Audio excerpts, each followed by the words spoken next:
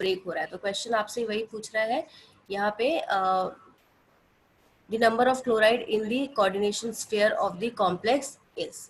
ठीक है, तो दो आपके पास आयंस फॉर्म में आ गए, तो कॉम्प्लेक्स के अंदर कितना प्रेजेंट है? सिर्फ एक ही तो क्लोरीन प्रेजेंट है आपके पास। कॉम्प्लेक्स के अंदर सिर्फ एक ही क्लोरीन प्रेजेंट है, वो कहाँ पे है आपके पास?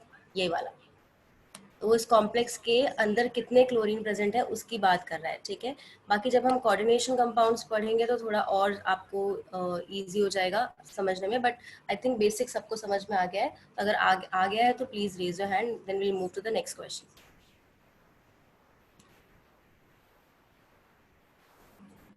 और किसी को कोई डाउट है तो चैट बॉक्स में यू कैन आस्क।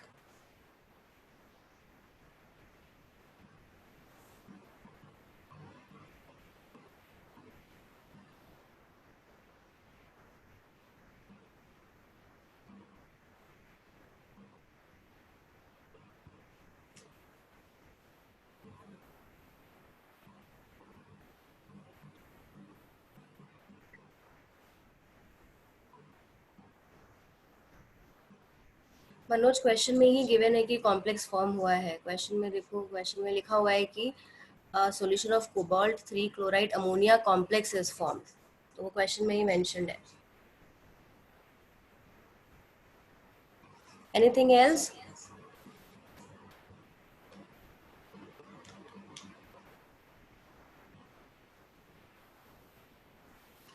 राधिका बेटा, इस क्वेश्चन में आपको ठीक है, एक बार और एक्सप्लेन कर देती हूँ, एडवांस लेवल का है कि आपको फ्रीजिंग पॉइंट गिवन है, मोलैलिटी गिवन है क्वेश्चन में, और आपको फाइंड आउट करने हैं कि जब आप इसको सोल्यूशन में डालोगे तो जो कॉम्प्लेक्स फॉर्म हो रहा है उस कॉम्प्लेक्स में कितने क्लोराइड आयन प्रेजेंट है। तो पहले तो सॉल्यूशन में जब मैं उसको डालूंगी तो कितने आयंस में डिवाइड हो रहा है मुझे वो पता होना चाहिए, और वो पता होने के लिए मुझे आई की वैल्यू पता होनी चाहिए। तो पहले ये सब भूल जाओ, कॉम्प्लेक्स क्या फॉर्म हो रहा है क्या फॉर्म नहीं हो रहा, जस्ट आप फाइंड आउट कर लो आई का वैल्यू।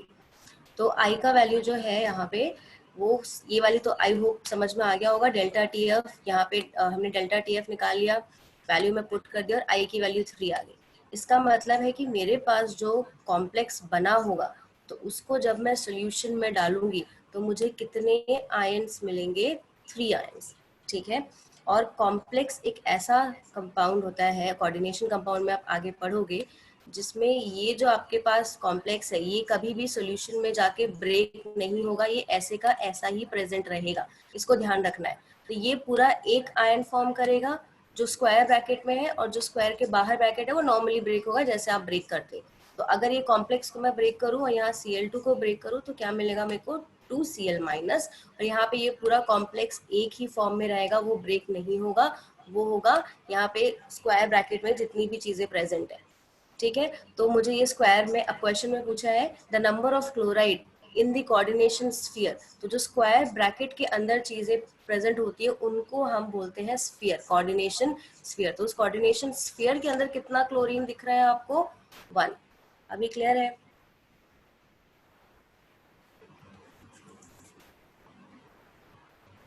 राधिका आपको क्लियर है तो मैसेज कर दो। ठीक है, okay, so let's move to the next question.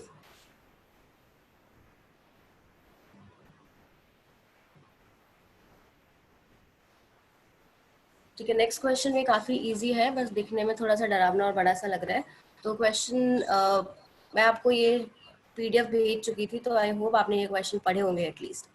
तो नेक्स्ट क्वेश्चन है, pure water freezes at 273 kelvin and 1 bar. The addition of 34.5 gram of ethanol to 500 gram of water changes the freezing point of the solution. ठीक है, तो starting में इतना temperature था हमारे पास, and बाद में कुछ ना कुछ चेंज आया है, और आपको अमाउंट गिवन है कि कितना आपने इथेनॉल डाला है उसमें। ठीक है, नेक्स्ट बोल रहा है आपके पास, use the freezing point depression constant of water as 2 kelvin kg per mole. तो ये जो इसकी बात कर रहे हैं कांस्टेंट ही बात कर रहे हैं। कांस्टेंट मतलब ये जो वैल्यू गिवन है किसकी है? केएफ की है। The figures shown below represents plots of the vapour pressure versus temperature. ठीक है, मॉलिक्यूलर वेट आपको गिवन है इथेनॉल का, और आपको बताना है कौन सा इसमें से जो ग्राफ है it is the correct representation. तो हमारे पास यहाँ पे 4 ग्राफ है, सारी वैल्यूज गिवन है, हमको इसमें से फाइंड आउट करना है कि कौन सा करेक्ट है। तो डेल्टा टी एफ मैं निकाल सकती हूँ क्लियरली फॉर्मूला से। मुझे फॉर्मूला मालूम है कि delta T F is equal to, यहाँ पे है हमारे पास K F into molality into I. ठीक है, इथेनॉल है वो आपका आयंस में ब्रेक नहीं होता है, तो आई का वैल्यू कितना हो जाएगा उसके लिए 1। ठीक है, तो डेल्टा टी एफ किसके इक्वल होता है, T not F minus T F. तो टी नॉट एफ यहाँ क्वेश्चन में गिवन है, वैसे तो 0 डिग्री सेल्सियस होता है, तो केल्विन में कितना हो जाएगा 273। 273 माइनस टी एफ, की एफ की वैल्यू गिवन है वो कितनी हो गई 2। एंड यहाँ पे मोलालिटी आप निकाल लोगे, इथेनॉल का मास गिवन है, मोलर मास गिवन है, वाटर का मास गिवन है हमारे पास 1000 से हमने इसको मल्टीप्लाई कर दिया है, तो मोलालिटी निकल के आ जाएगी और आई की वैल्यू कितनी हो गई 1। तो यहाँ से मेरे को टेम्परेचर निकल के आ गया 270। तो एक टेम्परेचर है हमारा 273 और दूसरा टेम्परेचर है 270। तो पहले हम ग्राफ में चेक करेंगे ये कहाँ कहाँ पे आपको मिल रहा है। तो ए ऑप्शन में आपके पास 271 और 273 है, तो ए तो नहीं हो सकता। दूसरे वाले में भी आपके पास 271 एंड 273 है, इसका मतलब है बी भी नहीं हो सकता क्योंकि हमारा टेम्परेचर है 273 एंड 270। अब हमारे पास ये दो ग्राफ बचते हैं। अब जब आप देखोगे इसको कंपेयर करोगे फेज डायग्राम ऑफ वाटर, जो कि नेक्स्ट पेज में है, ये हमारे पास फेज डायग्राम है। तो इस फेज डायग्राम में आप देखोगे कि ये जो ग्राफ बन रहा है वो किस तरीके से बन रहा है, जो कर्व फॉर्म कर रहा है वो इस टाइप का कर्व फॉर्म कर रहा है। ये हमारे पास कर्व है, तो हमको फ्रीजिंग पॉइंट निकालना है इस केस में। तो जब हम फ्रीजिंग पॉइंट यहाँ पे निकालेंगे तो ये जो ग्राफ है ये इस टाइप का फॉर्म दे रहा है ऐसा, तो ये जो टेम्परेचर आएगा वो समवेयर इधर आएगा। तो मान लो अगर यहाँ पे टेम्परेचर पे 273 था, तो दूसरा कम होके इधर कितना हो जाएगा बेटा 270। तो ग्राफ का जो कर्व है वो इस पर्टिकुलर फॉर्म में होना चाहिए। अब मैं दोनों अगर ग्राफ को यहाँ पे कंपेयर करूंगी ऊपर वाले में, तो मैं देखूंगी पहले वाला जो ये थर्ड वाला जो कर्व है वो किस टाइप का कर्व फॉर्म कर रहा है, जो फेज डायग्राम से बिल्कुल भी मैच नहीं कर रहा है। और ये जो आपका डी ऑप्शन है वो फेज डायग्राम से मैच कर रहा है। तो आप क्लियरली बोल सकते हो कि आपका आंसर क्या होगा यहाँ पे, ऑप्शन डी। किसी को कोई डाउट है तो रेज या ग्रुप चैट में पूछ लो।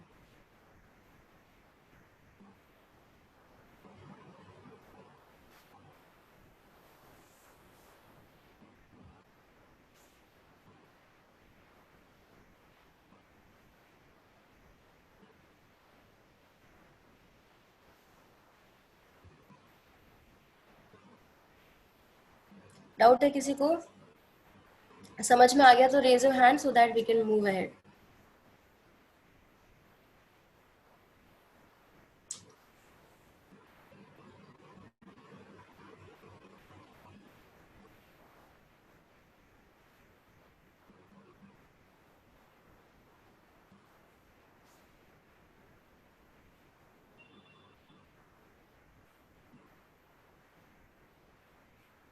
ठीक है, तो no one has message me in the group chat, so I am moving ahead with the questions.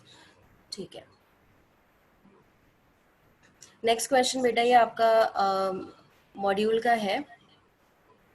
चलो पहले क्वेश्चन देख लो। क्वेश्चन है आपके पास, बहुत इजी सा क्वेश्चन है, आपको 2 मिनट दे रही हूँ ये क्वेश्चन सॉल्व करो, then we will discuss it. जो क्वेश्चन नंबर 29 दिख रहा है, छोटा सा दिख रहा है, उसको सॉल्व करो जल्दी से।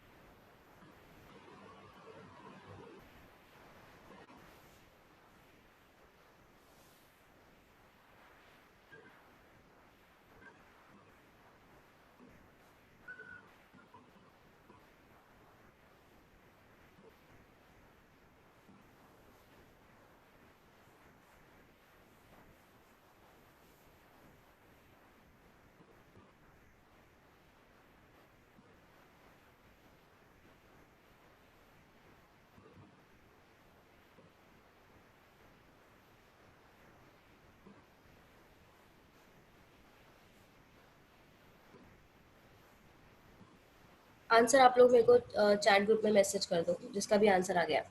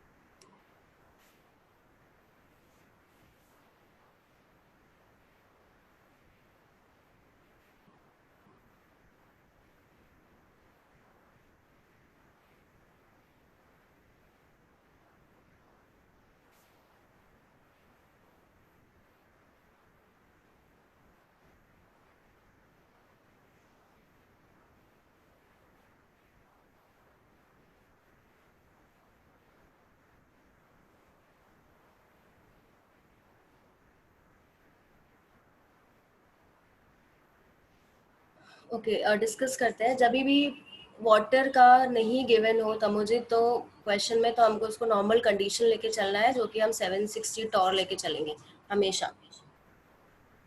ठीक है, आप लोग ये 752 mmHg में निकाला है।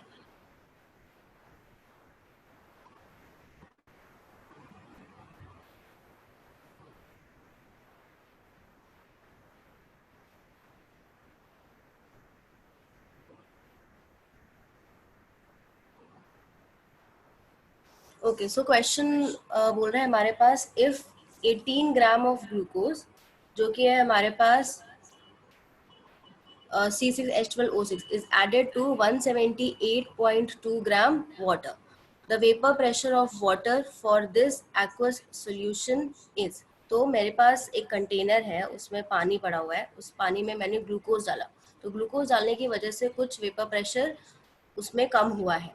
ठीक है, तो आपको पूछा है वेपर प्रेशर ऑफ वाटर, तो इस क्वेश्चन में basically vapour pressure P not, जो आपको पानी में ग्लूकोज डालने के बाद जो प्रेशर आ रहा है वो आपको फाइंड आउट करना है। तो क्योंकि आपको यहाँ पे प्योर वाटर का वेपर प्रेशर नहीं दिया है, तो उसको कंसिडर करोगे हमेशा एज 760। ठीक है, ठीक है, तो फॉर्मूला है आपके पास P इज इक्वल टू, या फिर आप लिख सकते हो इसको P A is equal to P not A X A. अब इसको एक्स ए की जगह 1 - एक्स बी कर दो, वैल्यू पुट कर दो। पी नॉट ए आपको पता है ये 760, थोड़ा सा मिस्टेक है इसमें, 1 सेकेंड। हाँ, ये जो 760 mmHg भी होता है, तो उससे इसमें आपको कंफ्यूज नहीं करना है।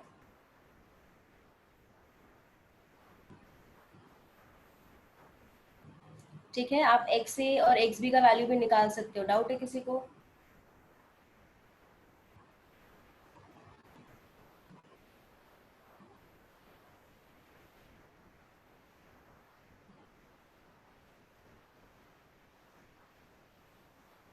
760 mmHg जो है वो इक्वल होता है 760 टॉर के।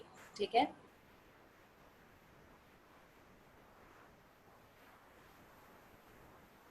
मैंने कुछ कैलकुलेशन मिस्टेक किया है शायद, जस्ट चेक कर लेना इसको।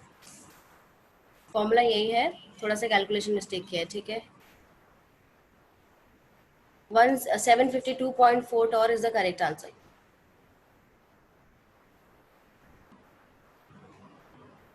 ठीक है, आगे बढ़े। समझ में आया सबको? ये कैलकुलेशन सही कर लेना बेटा। ठीक है, हाँ 752.4 आ रहा है। ओके, ठीक है, ये आपके मॉड्यूल का क्वेश्चन है बेटा, जो न्यू मॉड्यूल मिली है आपको, page number 51, question number 6. So I would request all of you to keep your module in front of you, open the page and read the question.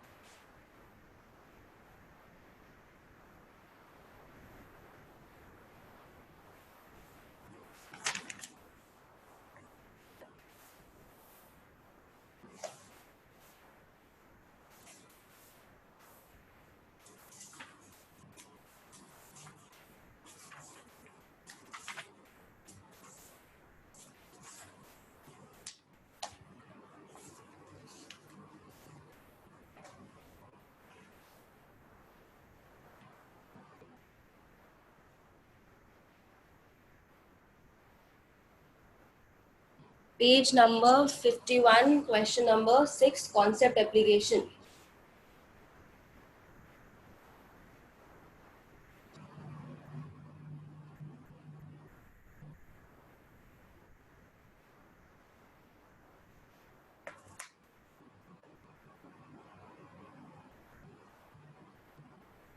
Disha, I'm sending you the questions on WhatsApp.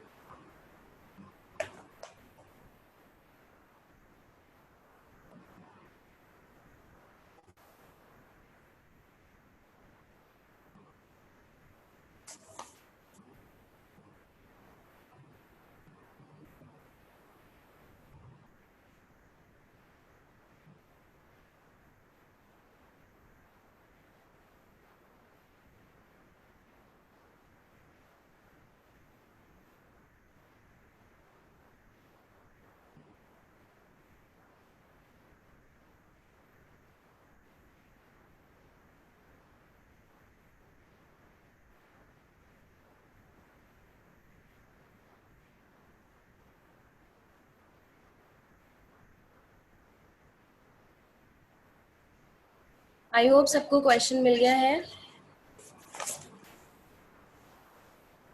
तो question आप solve करो बिना देखे अपने screen पे, और फिर will discuss it.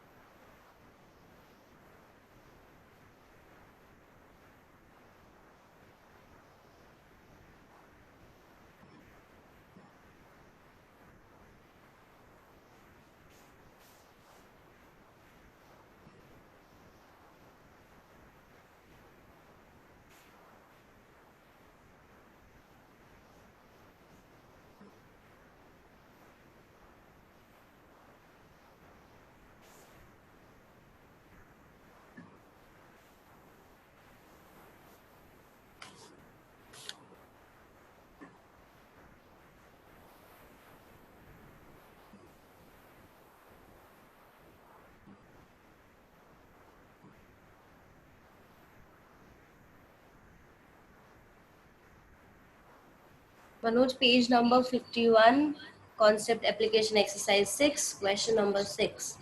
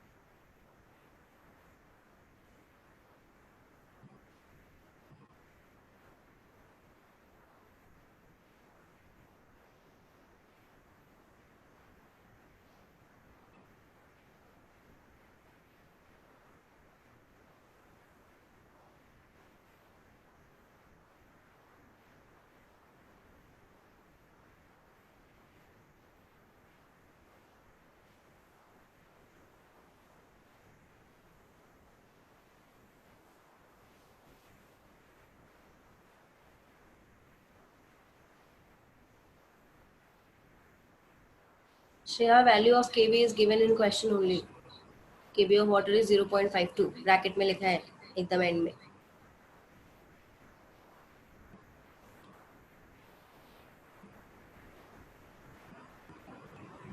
Okay, Spurti का answer is right for delta TB.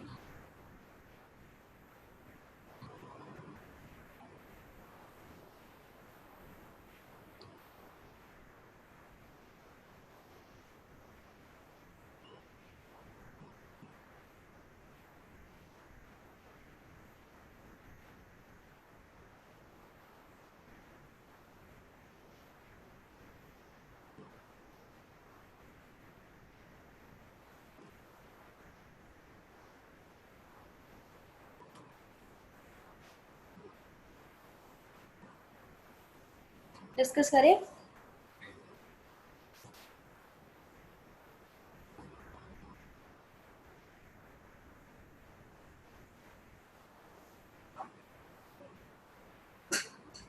तो मुझे your answer is correct.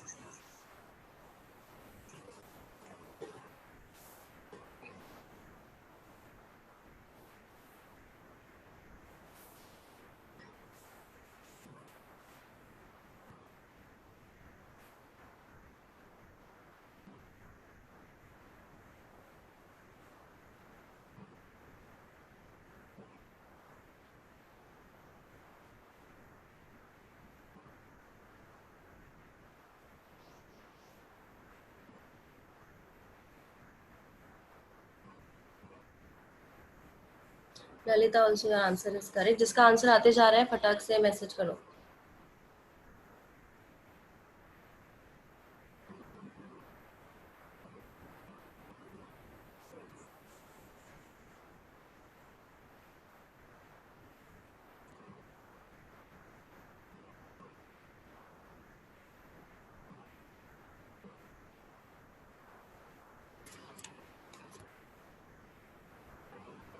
Spurti's answer is correct. Prashant's answer is correct. Okay, discuss करें. Raise your hand.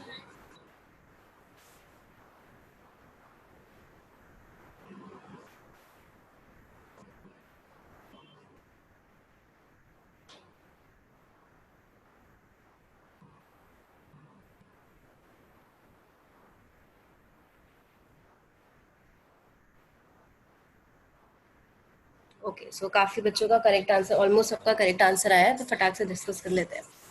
जिनका नहीं आया वो देखो.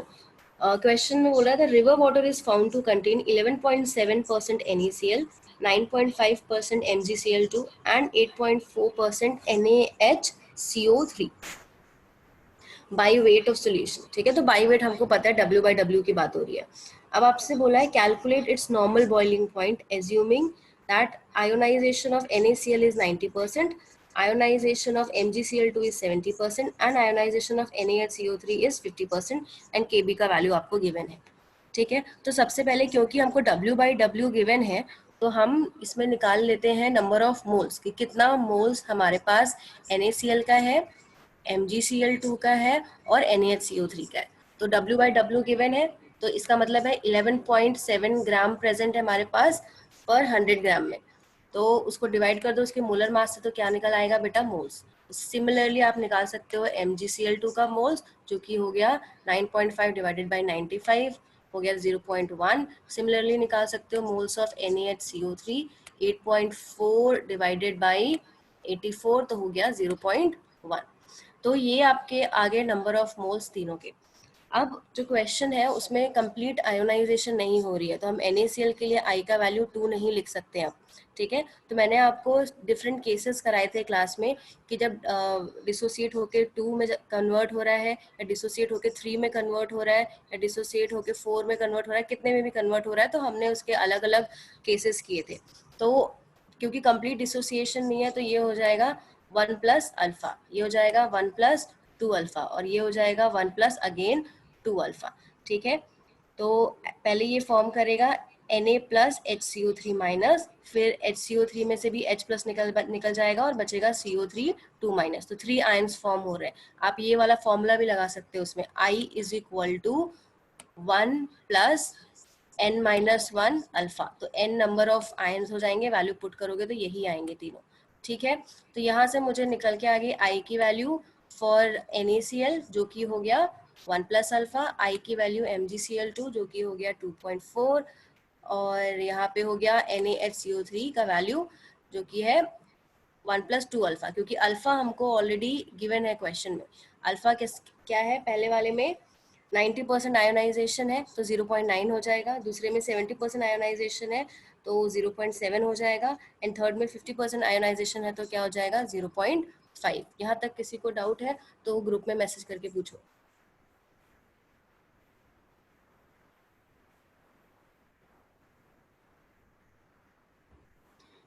ठीक है, आगे बढ़ते हैं।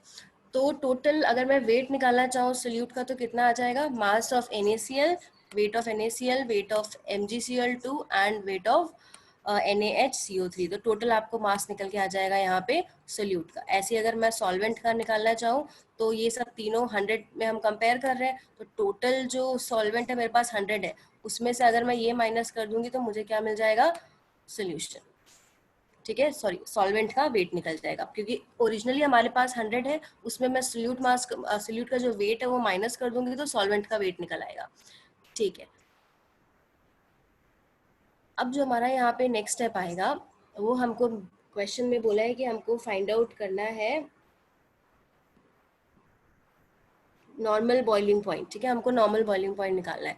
तो यहाँ पे हमारे पास एक ही फॉर्मूला है जो हमें यूज करना है, वो होगा आपके पास delta TB is equal to I into KB into M. ठीक है, तीनों के आई आप ऐड कर दोगे यहाँ पे, क्योंकि हम अब जो सोल्यूशन कंसिडर कर रहे हैं उसमें तीनों ही आयंस प्रेजेंट है, तो तीनों के आप आई ऐड कर दो।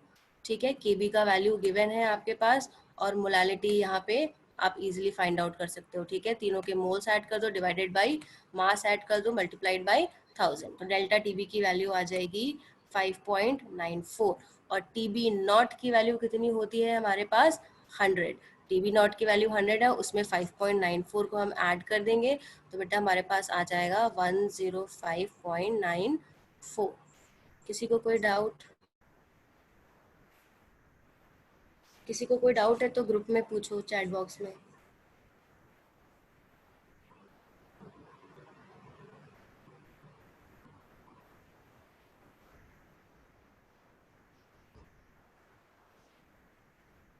NaHCO3 जो है बेटा वो स्ट्रॉन्ग इलेक्ट्रोलाइट होता है, तो पहले तो वो Na+HCO3 माइनस में ब्रेक होगा, उसके बाद आपके पास जो HCO3 माइनस बचा है वो फर्दर ब्रेक होगा H प्लस और CO3 2 माइनस में। Manoj, number of moles given mass divided by molar mass होता है, तो अगर 11.7% गिवन है, इसका मतलब है कि 11.7 ग्राम प्रेजेंट है 100 में।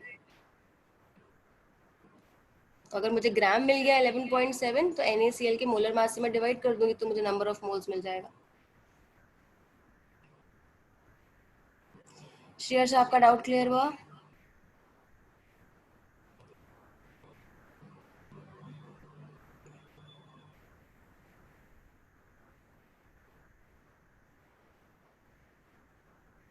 हाँ दत्ता मोदी, तो आप कर सकते हो वैसे भी।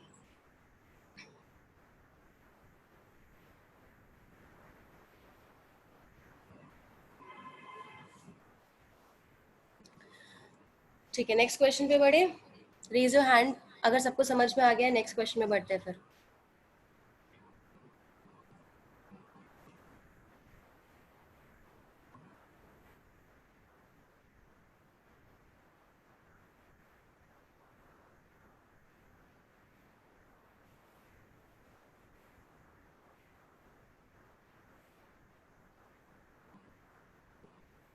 ठीक है, तो नेक्स्ट क्वेश्चन है आपका बेटा कॉन्सेप्ट एप्लीकेशन 2 पेज नंबर 37 आपके सेम मॉड्यूल में। Page number 37 concept application 2।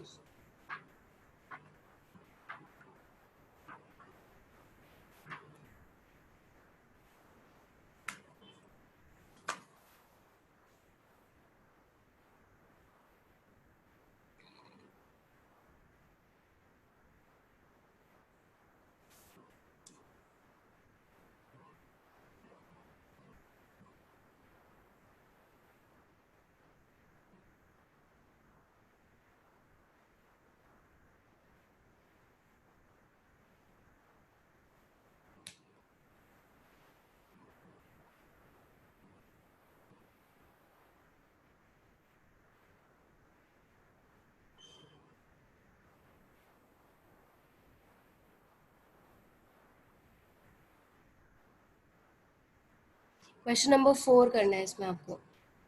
Concept application 2, page number 37, question number 4।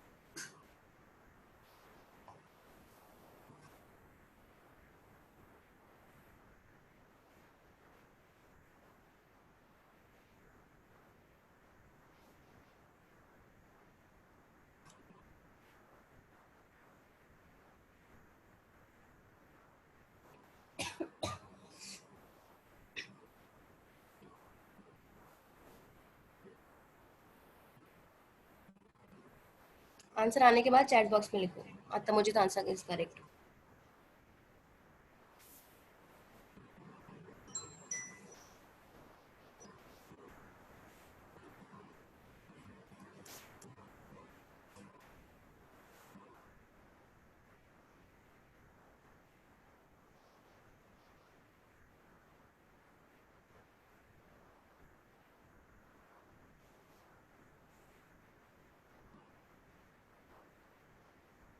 Tisha, I've sent you the question on WhatsApp.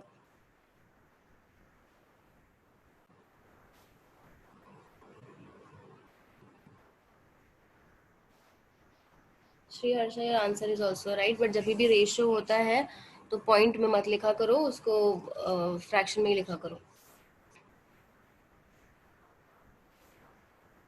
Kirtika, your answer is also correct.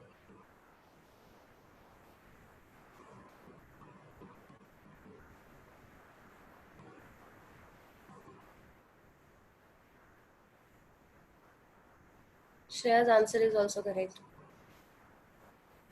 I think easy question था, discuss कर लेते हैं। ठीक है, discuss करें, raise your hands. Vishnu, answer is correct. Tomic's answer is also correct. Hemashree's answer is also correct. ठीक है, तो question is very easy, almost सबको आ गया। Let's discuss it. ओके, तो क्वेश्चन बोल रहा है आपके पास, uh solution of A and B with 30 mole percent of A is in equilibrium with its vapor which contains 60 mole percent of A. Assume ideality of the solution and the vapor. Calculate the ratio of vapor pressure of pure A and that of pure B. ठीक है, तो आपको यहाँ पे सबसे पहले तो Dalton's law के अकॉर्डिंगली आपको मालूम है, हमने ये फॉर्मूला ऑलरेडी कर चुका है, जिसमें P A is equal to हमने लिखा था Y A into P total. ये आपने स्टेट्स ऑफ मैटर वाले चैप्टर में पढ़ा होगा। देन आपको पता है पी ए किसके इक्वल होता है, पी नॉट ए एक्स ए। तो जब पी नॉट ए एक्स ए के इक्वल होगा तो यहाँ पे आप इसको सब्सटीट्यूट कर दो तो वाई का वैल्यू आ जाएगा। ये हम ऑलरेडी डिराइव कर चुके हैं, Y A is equal to P not A X A divided by P total, ये इक्वेशन 1 हो गई। And similarly Y B is equal to P nought X B divided by P total, ये equation 2 हो गई। अब हम 1 divided by 2 करेंगे तो Y A divided by Y B आ जाएगा हमारे पास, और यहाँ पे है P not A X A divided by P total, ये ऊपर चले जाएगा तो ये दोनों P total and P total इधर से कैंसिल हो गए। और एक्स ए और एक्स बी का आपको परसेंट फॉर्म में दिया हुआ है, एक का परसेंट दिया हुआ है, दूसरे का आपको फाइंड आउट करना है। तो क्वेश्चन बोल रहा है solution of A and B with 30 mole percent of A is in equilibrium with vapour pressure contains 60 mole percent of A. मतलब मेरे पास कंटेनर है यहाँ पे, तो कंटेनर में यहाँ पे जो सोल्यूशन प्रेजेंट है, ये लाइन को इग्नोर करना है, यहाँ पे जो सोल्यूशन प्रेजेंट है उसका कुछ हमारे पास मोल फ्रैक्शन है, वो है एक्स ए। तो उसका 30% मुझे गिवन है, तो दूसरा वाला कितना हो जाएगा 70। ठीक है, ऐसे ही मुझे यहाँ के एक्स ए का गिवन है, तो वो एक्चुअली एक्स ए नहीं वाई ए है। तो मुझे अगर यहाँ वाई ए का गिवन है जो कि 60% है, तो दूसरा वाई भी कितना हो जाएगा 40%। तो बस वही वैल्यू हमको यहाँ पे पुट करनी है, और तो P not a divided by P nought B pure का रेशियो निकल के आ जाएगा, जो कि हो गया 7/2। आई होप सबको समझ में आ गया है, तो let's move ahead.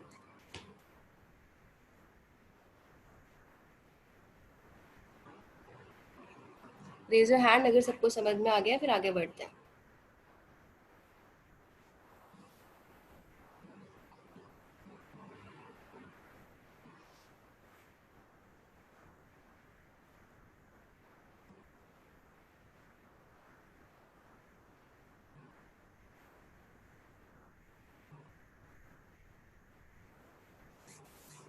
Uday question लगा रहे हैं, नहीं लगा रहे हैं?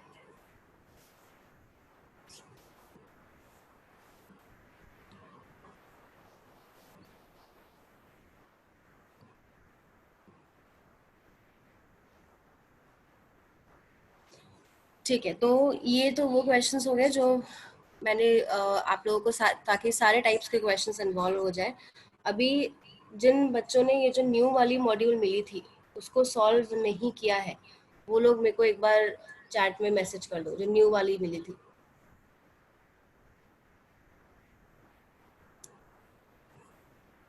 न्यू वाली के सारे कॉन्सेप्ट एप्लीकेशंस सबने सॉल्व किए हैं कि नहीं हुए हैं, चैट बॉक्स में मेरे को मैसेज कर दो।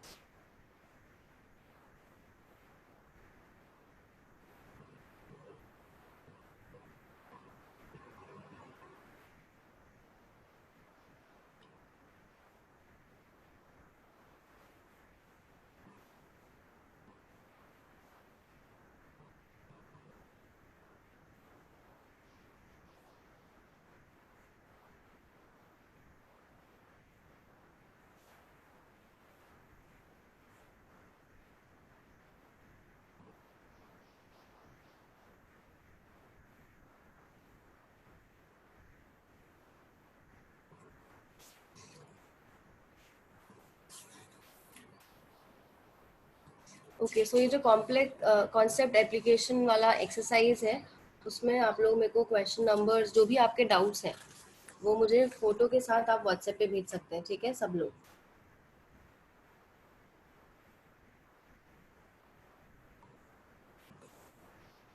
ठीक है, तो आप लोगों को बोला गया था, कल मैंने मैसेज कर दिया था कि before attending this live class you have to complete the 16.1 and 16.2 exercise. तो वही हम डिस्कस करेंगे, सेम तरीके से डिस्कस करेंगे जैसे हम क्लास में कहते हैं करते हैं। तो आपको अपने क्वेश्चंस बताने हैं कि कौन कौन से क्वेश्चंस में डाउट है चैट बॉक्स में, ठीक है? तो first I am going for exercise 16.1 in class exercise level 1, question number 1 to 5। 5 questions हैं इसमें। Okay, question number 1 to 4। किसी को अगर डाउट है तो चैट बॉक्स में क्वेश्चन नंबर मेंशन करो।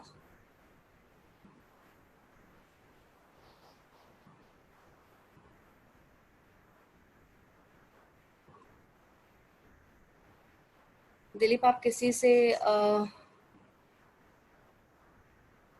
जब मैं बोल रही हूँ क्वेश्चन नंबर 1 to 4 तो पहले 1 to 4 बोलो। 1 to 4 में 5 आता है क्या मनोज और सौमित? 1 to 4 में किसी को डाउट है तो क्वेश्चन नंबर मेंशन करो उसको, देन आगे बढ़ते हैं।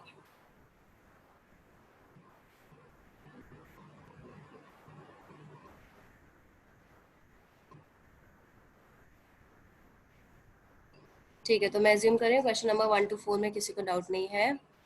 Question number level 2, question number 5 to question number 7। Soumik और मनोज को डाउट है क्वेश्चन नंबर 5 में। जिसको भी डाउट से अपने सबने किए हैं ना, रेज योर हैंड, सबने एक्सरसाइज किया है ये या फिर नहीं?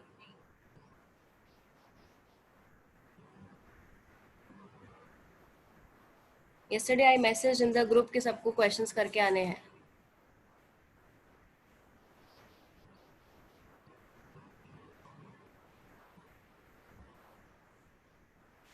This is the module which Vishnu sir has sent you in the group. Combined module था solid state solutions and electrochemistry का, उसमें से 16.1 16.2।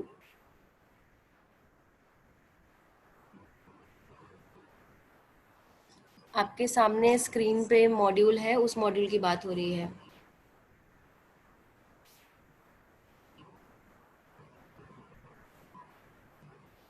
ठीक है, तो क्वेश्चन नंबर 5 डिस्कस करते हैं।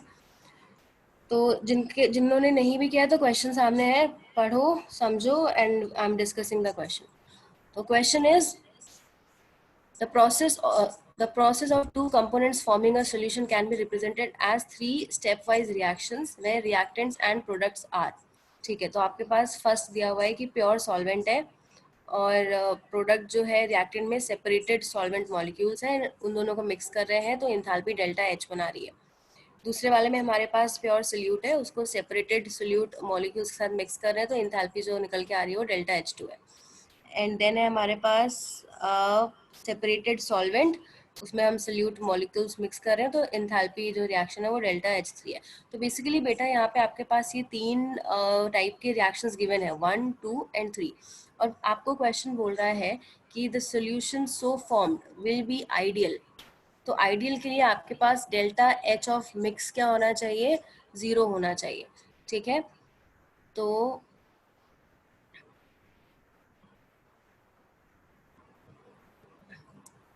ठीक है, तो आपके पास delta H of the mix जो होना चाहिए वो 0 होना चाहिए। ठीक है, तो इसका मतलब है जो डेल्टा, क्योंकि आइडियल सोल्यूशन है तो हम क्या करेंगे, आइडियल सोल्यूशन के लिए अगर मैं v की बात करूंगी, total v will be equal to v1 plus v2। Similarly जो टोटल h होगा it will be equal to h1 plus h2 plus h3 for any ideal solution. मैंने ये सब लिखवाया था, वॉल्यूम के लिए लिखवाया था, volume is equal to v1 plus v2 क्योंकि वो आइडियल सोल्यूशन है। ठीक है, तो ऐसे ही डेल्टा एच के लिए क्या हो जाएगा, h1 h2 प्लस h3। समझ में आया सबको? फालतू में हैंड कौन रेज किए जा रहा है?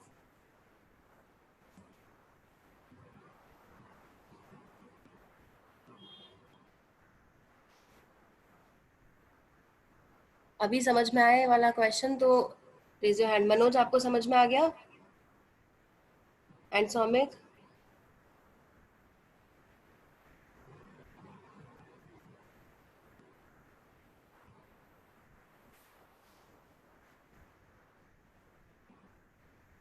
ठीक है, आगे बढ़ते हैं। मनोज को समझ में नहीं आया। मनोज, कोई भी जब आइडियल सोल्यूशन हम लेते हैं अपने नोट्स में चेक करना, मैंने बताया कि आइडियल सोल्यूशन में कोई भी टाइप का इंटरेक्शन नहीं होता है मॉलिक्यूल्स में। जब कोई भी टाइप का इंटरेक्शन नहीं होगा तो अगर मेरा पहले वाले वॉल्यूम में 10 लीटर है, दूसरे वाले में वॉल्यूम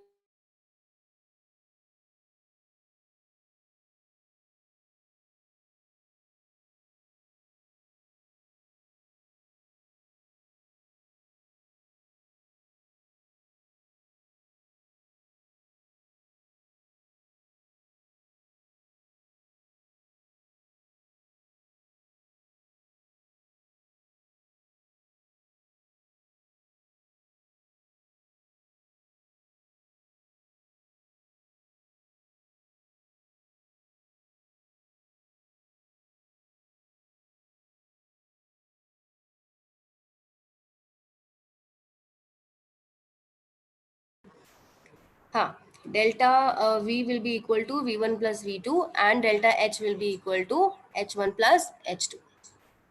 ठीक है, अभी समझ आया?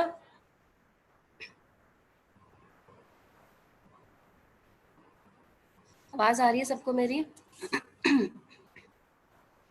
ठीक है, next question number 6 to question number 9।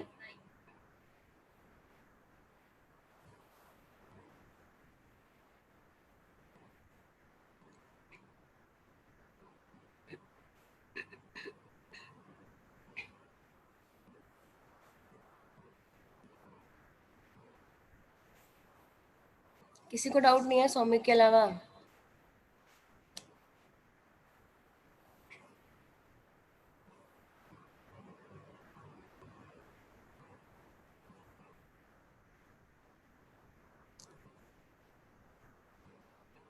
बाकी सबने किया नहीं है क्या?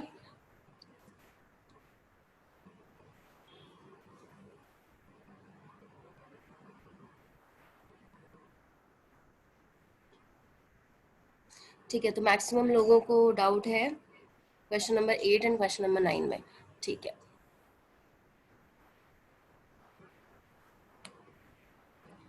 Okay. So, question number 8 is a non-ideal solution was prepared by mixing 30 ml chloroform and 50 ml acetone. The volume of mixture will be. अब क्लोरोफॉर्म और एसीटोन ये दोनों का ही एग्जाम्पल हमने क्लास में किया हुआ है, दोनों का ही एग्जाम्पल हमने क्लास में किया हुआ है। मैंने बताया था एसीटोन के ऑक्सीजन के साथ क्या करेगा, वो हाइड्रोजन बॉन्डिंग करेगा, ठीक है, ये हमने क्लास में डिस्कस किया हुआ है। तो ये हमारे पास एसीटोन है यहाँ पे, ठीक है, इसने हाइड्रोजन बॉन्डिंग कर लिया इससे। तो मान लो मेरे पास ये जो कंपोनेंट था वो ए था और ये जो कंपोनेंट है वो कौन सा है, बी है, ठीक है। तो इंडिविजुअली जो है इनके बीच में कुछ इंटरेक्शन है, ए में ए वाला होगा और बी में बी इंटरेक्शन होगा, बट बीबी का जो इंटरेक्शन है वो स्ट्रॉन्ग है ज़्यादा, क्योंकि वहाँ पे क्या प्रेजेंट होगी, हाइड्रोजन बॉन्डिंग। ओके, तो जब ये इन दोनों को मिक्स करेंगे आपस में तो ये हाइड्रोजन बॉन्डिंग फॉर्म कर रहा है, हाइड्रोजन बॉन्डिंग फॉर्म कर रहा है, इसका मतलब है जो ओरिजिनल सोल्यूशन, जो ओरिजिनल मेरे पास मैंने सोल्यूट लिया हुआ था, ठीक है, उससे इसका जो वॉल्यूम है वो क्या हो जाएगा, कम। कम क्यों हो जाएगा, क्योंकि इंटरेक्शन क्या हो जाएगी, बढ़ जाएगी, और जब इंटरेक्शन इन मॉलिक्यूल्स के बीच में बढ़ जाएगी तो वॉल्यूम क्या हो जाएगा बेटा, कम हो जाएगा। तो डेल्टा वी मिक्स क्या हो जाएगा, कम होगा, डेल्टा एच भी क्या होगा आपके पास, कम होगा। तो क्वेश्चन में जब आप देखोगे, हाँ, क्वेश्चन में बोला है आपके पास एक 30 ml है और एक 50 ml है, तो इन तीनों को जब आप ऐड करोगे बेटा तो ऐड करने पे टोटल कितना आ रहा है, 80। तो अगर आइडियल सॉल्यूशन हम मान के चलते तो कितना होना चाहिए था उसका, वॉल्यूम सिंपली ऐड हो जाता है आइडियल सॉल्यूशन के लिए, तो वो क्या होता है, 80। बट क्योंकि अब इनके बीच में मॉलिक्यूल्स के बीच में इंटरेक्शन स्ट्रांग हो गया तो वॉल्यूम डिक्रीज हो जाएगा, तो वॉल्यूम अब किससे होगा, 80 से तो कम ही होने वाला है। तो आंसर क्या होगा आपका बेटा, बी। क्लियर है, डाउट किसी को इसमें, डाउट है तो चैट बॉक्स में जल्दी से पूछो, नहीं तो आगे बढ़ते हैं।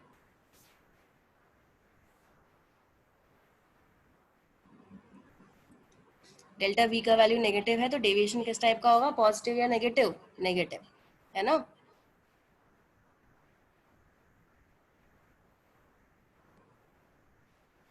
ठीक है, आई होप सबको क्वेश्चन नंबर 8 क्लियर हो गया होगा। Now we will be moving on for question number 9। ठीक है, अब क्वेश्चन नंबर 9 बोल रहा है, a binary liquid solution is prepared by mixing n heptane and ethanol, which one of the following statement is correct regarding the behavior of the solution। तो एक आपके पास जो एन हेप्टेन है वो बेटा नॉन पोलर टाइप का compound है, दूसरा जो इथेनॉल इथेनॉल है उसमें हाइड्रोजन बॉन्डिंग प्रेजेंट होगी, ठीक है। तो जो आपके पास एन हेप्टेन है और इथेनॉल है, it is going to form a non ideal solution, ठीक है, क्योंकि हाइड्रोजन बॉन्डिंग होने वाली है।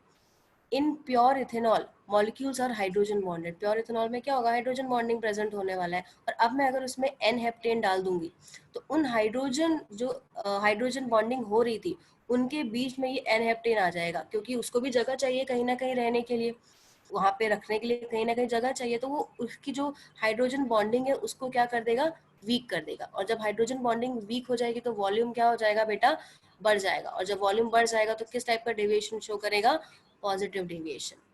कोई डाउट है इसमें, क्लियर है सबको।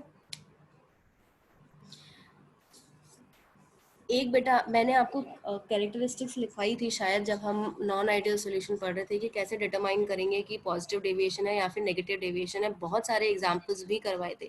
तो एक इसमें से वैसा कंपाउंड है जो हाइड्रोजन बॉन्डिंग फॉर्म कर रहा है, और दूसरा ऐसा कंपाउंड है जो नॉन पोलर है और सिंपल एन हेप्टेन फॉर्म कर रहा है।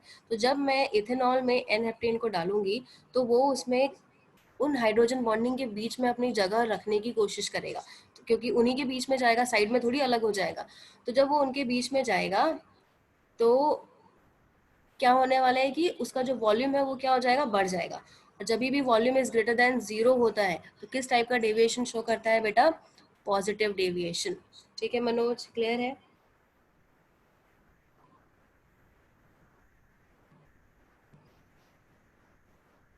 आगे बढ़े। दिशा आप क्या बोल रहे हो, मेरे को समझ में नहीं आ रहा है। 1001 टाइम्स मतलब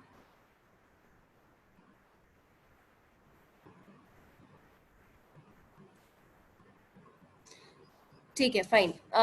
लेवल 3 क्वेश्चन नंबर 10, डाउट है किसी को?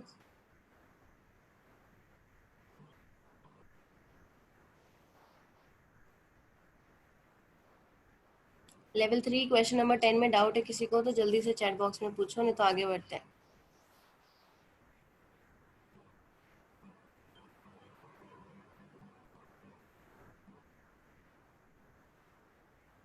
ठीक है, आई एम अज्यूमिंग दैट सबसे हो गया है।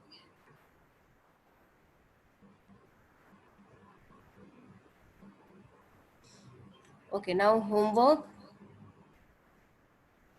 level 1 question number 1 and question number 2. Any doubts?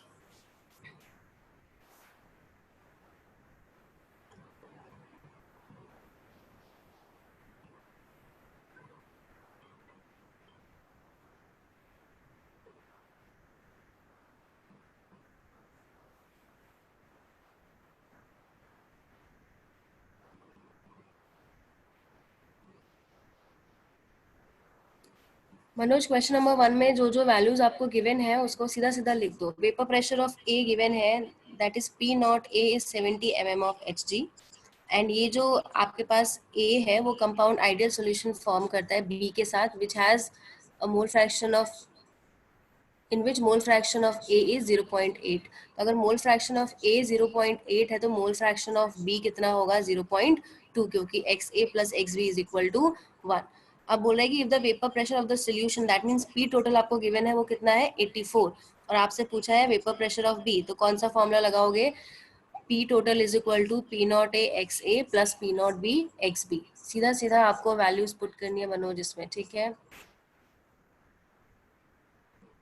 ये है आपके पास इधर क्वेश्चन नंबर 1, ठीक है?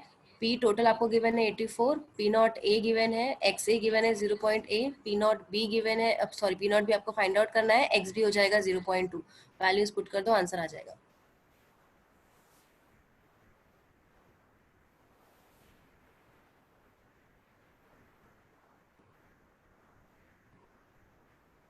Answer is not matching, what is your answer Manoj?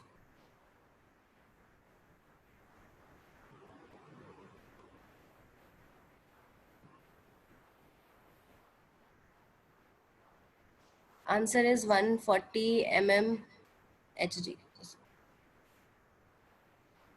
सीधा वैल्यू पुट करनी है मनोज, एक बार दोबारा से ट्राई करके देखो, okay?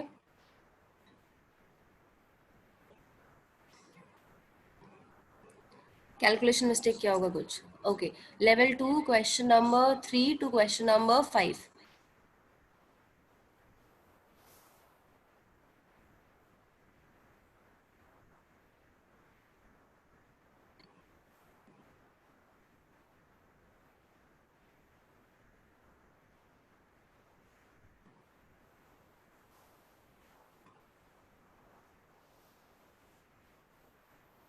Level 2 question number 3 to question number 5। ठीक है, क्वेश्चन नंबर 5 डिस्कस कर लेते हैं। क्वेश्चन नंबर 5 बोल रहा है कि which of these will form a maximum boiling azeotrope. तो बेटा पहले आपको ये पता होना चाहिए कि जो एजियोट्रॉप है वो होता क्या है। तो जो आपके एजियोट्रॉप है वो ऐसा सॉल्यूशन होता है बेटा कि जो अगर मैं उसको बॉईल कर रही हूँ तो वेपर फेज में दोनों ही अपने कंपोजिशन को मेंटेन करते हैं, मतलब इक्वल ही रहेगा, ठीक है? तो अगर मैं HNO3 और H2O का सॉल्यूशन ले रही हूँ तो ये नेगेटिव डेविएशन शो करने वाला है। उसका रीजन ये है क्योंकि ये क्या शो, ये इसमें हाइड्रोजन बॉन्डिंग होगी, ठीक है? और हाइड्रोजन बॉन्डिंग होगी तो वॉल्यूम क्या होने वाला है? कम होने वाला है। और वॉल्यूम कम होगा तो ये किस टाइप का डेविएशन शो करेगा? Non ideal. तो हेंस जैसे जैसे मैं टेम्परेचर बढ़ाऊंगी तो बॉयल भी क्या होगा? ज़्यादा होगा। और बॉयल ज़्यादा होगा तो मतलब उनके बीच का जो है हाइड्रोजन बॉन्डिंग बढ़ रहा है। तो मुझे बॉईल करने के लिए टेम्परेचर क्या देना पड़ेगा बेटा? ज़्यादा देना पड़ेगा। टेम्परेचर क्या होगा? बढ़ेगा। तो अगर मैं ऑप्शन चेक करूँ मेरे पास यहाँ पे, तो C6H6 पहला वाला है, C6H5CH3, इन दोनों में कोई इतनी हाइड्रोजन बॉन्डिंग नहीं हो रही है। देन मेरे पास C2H5OH है और यहाँ पे H2O है। तो यहाँ पे जो हाइड्रोजन बॉन्डिंग है अल्कोहल और इथेनॉल की इतनी स्ट्रांग नहीं होती है जितनी स्ट्रांग होती है हमारे पास HNO3 और H2O की। तो जितना ज़्यादा मेरे को यहाँ पे हाइड्रोजन बॉन्डिंग ज़्यादा होगी कंपाउंड में, उतना ही ज़्यादा मेरे को स्ट्रॉन्ग बॉन्ड हो गया, तो मुझे उसको बॉईल करने के लिए ज़्यादा टेम्परेचर देना पड़ेगा, और ज़्यादा टेम्परेचर देना पड़ेगा तो उसका बॉइलिंग पॉइंट क्या हो जाएगा, बढ़ जाएगा। और एजियोट्रॉप का मतलब है वो कंपोनेंट्स की बात कर रहे हैं। एजियोट्रॉप मतलब एक ऐसा सोल्यूशन जिसमें दो कंपोनेंट प्रेजेंट है। ठीक है, कोई डाउट किसी को? समझ आया सौमिक, वर्षा, श्रेया?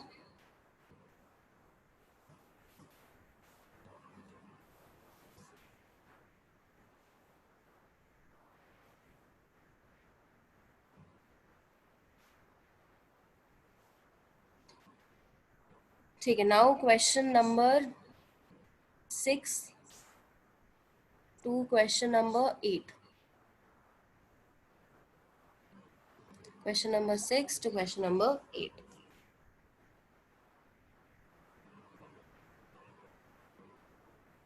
हाँ मनोज, हाइड्रोजन कोई भी कंपाउंड में अगर आप बॉइलिंग पॉइंट चेक करो तो हाइड्रोजन बॉन्डिंग तो हमेशा चेक करना है, वो तो पहला चीज होगा जो आपको देखना है। हाइड्रोजन बॉन्डिंग स्ट्रांग होगी तो बॉइलिंग पॉइंट बढ़ेगा।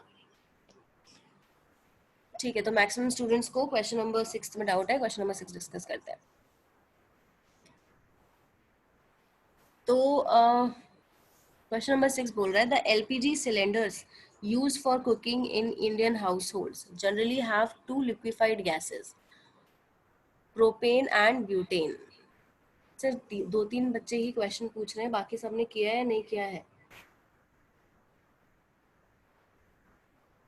जिन्होंने भी नहीं किया हुआ है, आप सबको अपना होमवर्क कंप्लीट करना है टाइम से, बिकॉज हम ये ऑनलाइन पढ़ा रहे हैं। I can not come and check your copies, it's your responsibility to complete your homework.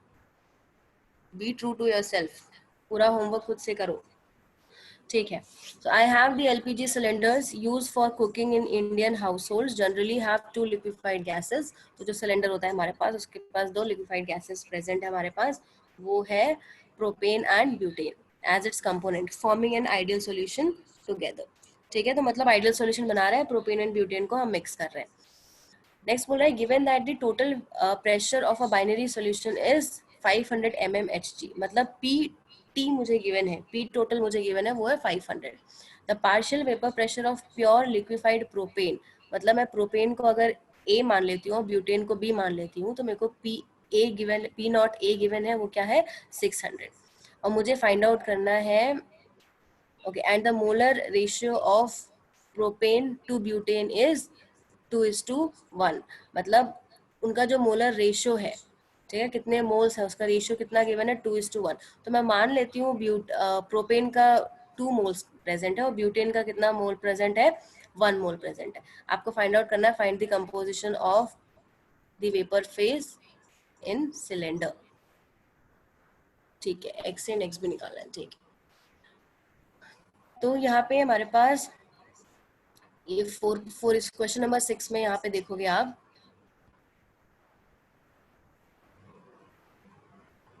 तो जो प्रोपेन और ब्यूटेन का मोलर रेशियो गिवन है बेटा, वो आपको गिवन है 2:1। इसमें थोड़ा गलत लिखा हुआ है, 4:1 दिया हुआ है, तो ये एक्चुअली आपका 2:1 है। ठीक है, ये है 2:1। ठीक है, अब हमें पता है P total is equal to P not A X A plus P nought B X B. ठीक है, और ये जो पी नॉट ए, चलो ठीक है इसको छोड़ो, अब नीचे अगर आप आओगे तो आपको ये फाइंड आउट करना है यहाँ पे कि पहले क्वेश्चन में ये देखो आपको निकालना क्या है। ठीक है, तो जो क्वेश्चन आप पढ़ोगे तो उसमें ध्यान से अगर पढ़ोगे तो आपको ये निकालना है कि कुछ मोल फ्रैक्शन जो है वो सोल्यूशन में प्रेजेंट है, और वो कितने में, कौन से रेशियो में प्रेजेंट है, 2:1 के रेशियो में प्रेजेंट है। आपको निकालना है mole fraction in vapour phase, कि उनका रेशियो कितना है। ठीक है, तो आप बहुत सिंपली या तो यहाँ से पी टोटल आपको गिवन है इस क्वेश्चन में यहाँ पे, और P not A X A है और ये P nought B X B है, तो आपको या तो आप क्या कर लो, यहाँ से पी नॉट बी निकाल लो। ठीक है, यहाँ से हमने पी नॉट बी अपने कॉपी में करो, पहले ये फॉर्मूला लिखो पहला वाला, P total is equal to P not A X A plus P nought B X B, और यहाँ से पी नॉट बी निकाल लो। जो यहाँ पे लिखा हुआ है हम उस तरीके से सॉल्व नहीं करेंगे, ये थोड़ा टिपिकल दिया हुआ है, हमने जो क्लास में पढ़ा था फॉर्मूले के अकॉर्डिंगली करेंगे। तो पहले वाले क्वेश्चन में आप पी नॉट बी निकाल लो।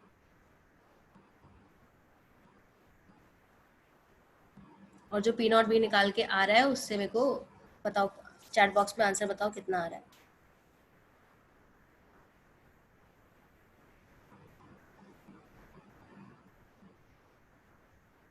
विष्णु अगर आप डायरेक्टली कर सकते हो तो it's good for you, answer match होना चाहिए, बट मैं एक्सप्लेन करने के हिसाब से बता रही हूँ कि सबको आ जाए।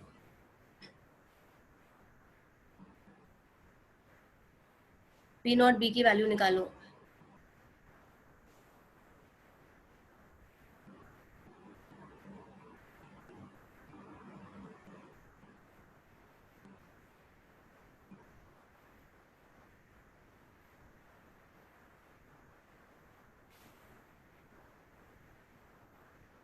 आंसर निकाल के चैट बॉक्स में मैसेज करो।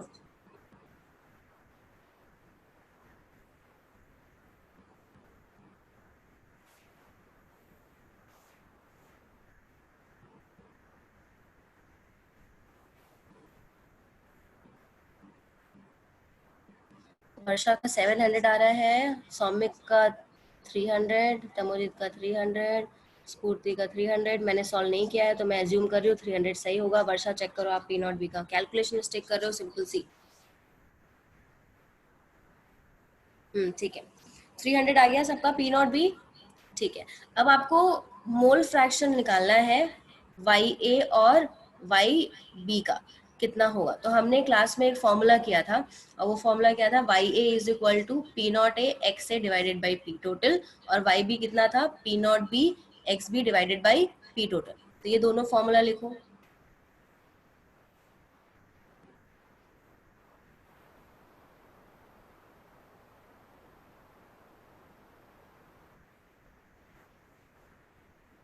दोनों फॉर्मूला कॉपी में लिखो, और वाई इक्वेशन 1 और इक्वेशन 2, वाई ए और वाई बी दोनों को क्या करो, डिवाइड कर दो।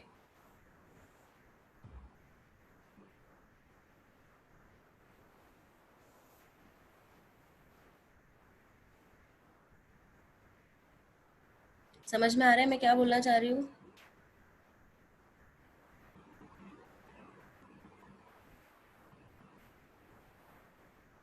यहाँ से आपने बेटा पी नॉट बी निकाल लिया, वो कितना आया आपके पास, 300। ठीक है, उसके बाद मैंने क्लास में आपको ये फॉर्मूला लिखवाया था वाई ए। पहले तो क्वेश्चन को समझना है, क्वेश्चन पूछ क्या रहा है। ठीक है, तो Y A is equal to क्या था हमारे पास, P not A X A divided by P total. ठीक है, यही था हमारे पास। तो ऐसे ही वाई बी निकाल लोगे, और दोनों को क्या कर दो, डिवाइड कर दो, तो आपको वाई ए और वाई बी के बीच का रेशियो निकल के आ जाएगा। क्लियर है?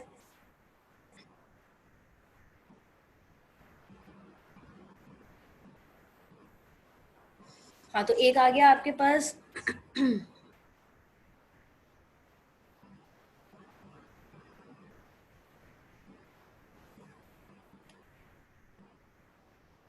आंसर चेक करो।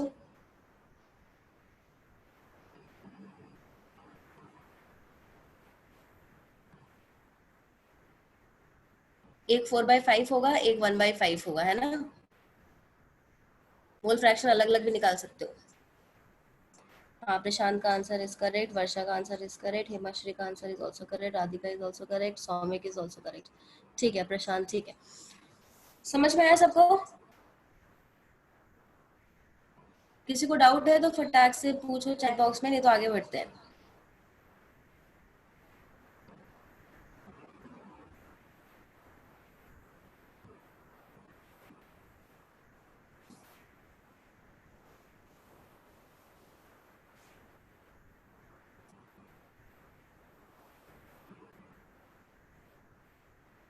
कल्पना, दोबारा दोबारा समझाना है क्या?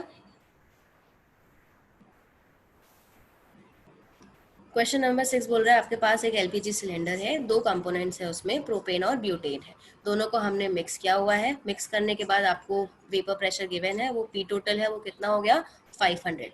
आपको पी नॉट ए की वैल्यू गिवन है, पार्शियल प्रेशर ऑफ ए का गिवन है 600, और आपसे, और जो सोल्यूशन में जो सोल्यूशन में आप क्योंकि लिक्विफाइड है तो जो सोल्यूशन में आपके पास मोल फ्रैक्शन है वो 2:1 के फॉर्म में है। मतलब अगर XA 2 है तो XB कितना है आपके पास 1। तो आप फॉर्मूला लगाओगे P total is equal to P not A XA plus P nought B XB। यहाँ से निकालोगे आप P nought B।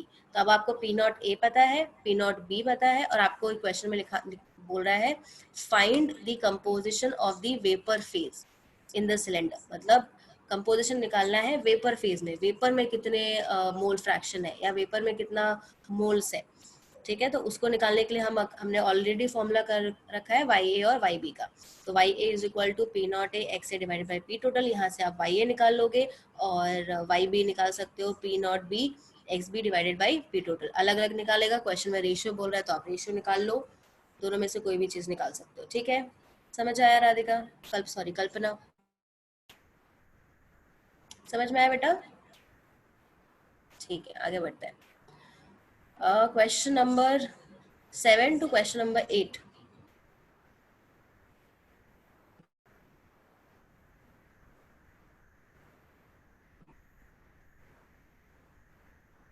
Question number 7 to question number 8। Doubt नहीं है किसी को? आगे बढ़े। ठीक है, लेवल 3 क्वेश्चन नंबर 9। डाउट है किसी को?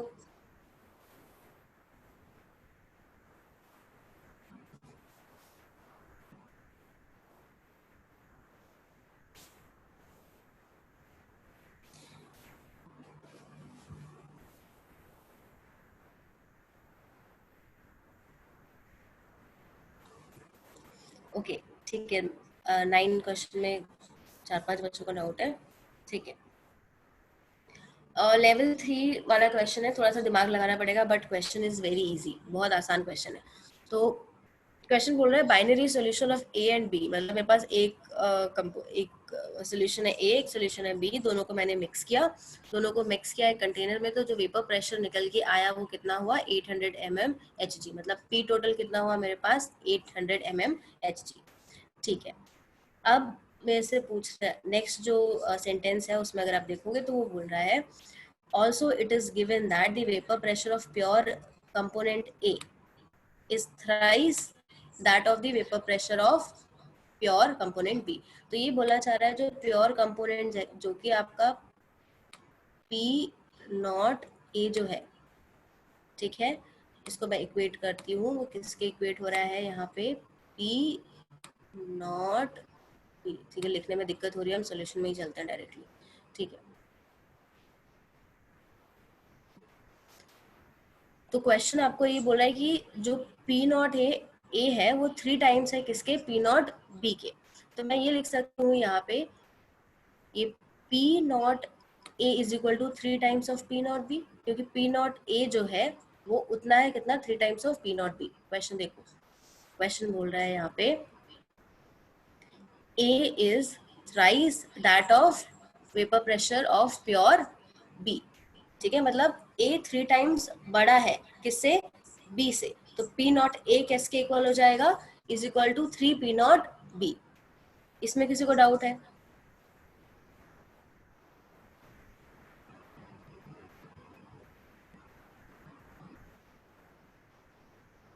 इसमें किसी को डाउट है? आगे बढ़े।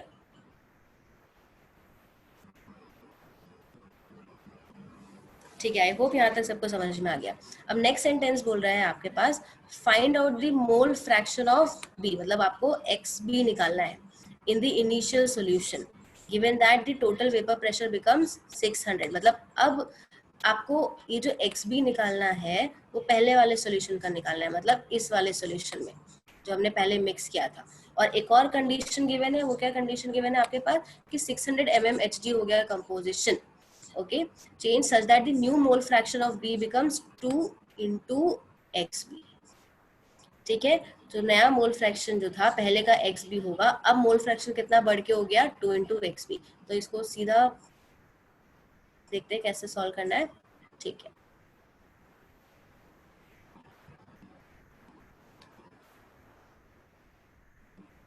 तो हमारे पास एक तो ये इक्वेशन है P total is equal to P not A XA plus P nought B XB।